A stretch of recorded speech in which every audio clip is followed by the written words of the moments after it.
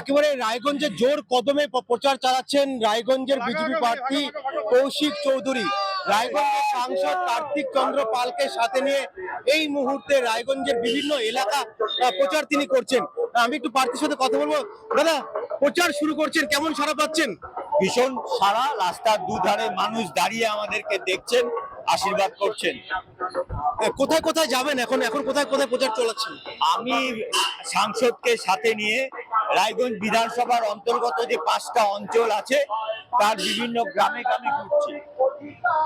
মূলত কি কি বিষয়গুলো আপনারা তুলে ধরছেন, কিংবা মানুষের সাথে কিভাবে জনসংযোগ করছেন এই এই গাড়িতে হুটখোলা জিপে চেপে? হুটখোলা এর আগে আমি প্রত্যেকটা গ্রামে প্রত্যেকটা পরিবারের কাছে পৌঁছেছি।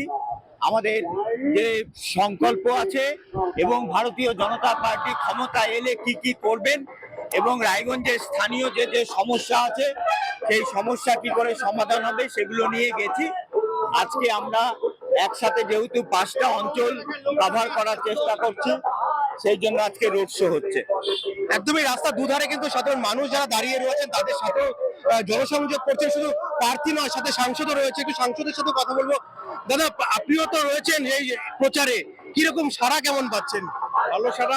আজকে রায়গঞ্জ বিধানসভার যে 5টা গ্রামীণ অঞ্চল আছে, আমরা গ্রামীণ অঞ্চলে আজকে যাচ্ছি। 5টা গ্রামীণ অঞ্চলে আমরা এখন অলরেডি 2টো কমলাবাড়ি কমপ্লিট করছি, এরপরে মারাইকুড়া, বাহিন এবং আমাদের গৌরীতে যাবো। আজকে সারাদিন এটাই চলবে।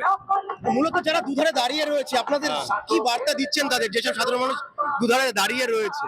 2024-এ মানুষ যে বার্তা দিয়েছিল, 26-এ সে বার্তা আছে সেটা আরো ভালো রয়েছে এবং মানুষের স্বতঃস্ফূর্ত সারা আমাদের প্রার্থীর উপরে রয়েছে এবং মানুষের আশীর্বাদও প্রার্থীর উপরে রয়েছে। এই এই কেন্দ্রটা উপনির্বাচনে তৃণমূলের দখলে ছিল এবং 2021-এ এখানে বিপুল ভাবে বিজেপি জিতেছিল। সেখানে 26-এ কোনো ফ্যাক্টর হবে কি, কোনো কিছু এই কেন্দ্রে জয়লাভের জন্য? 2000-এর উপনির্বাচনে দখল হয়েছিল না, ছিনতাই হয়েছিল, মানুষ তার ভোট দিতে পারেনি। এবার মানুষ স্বতঃস্ফূর্ত ভোট দিবে এবং যোগ্য জবাব দিবে।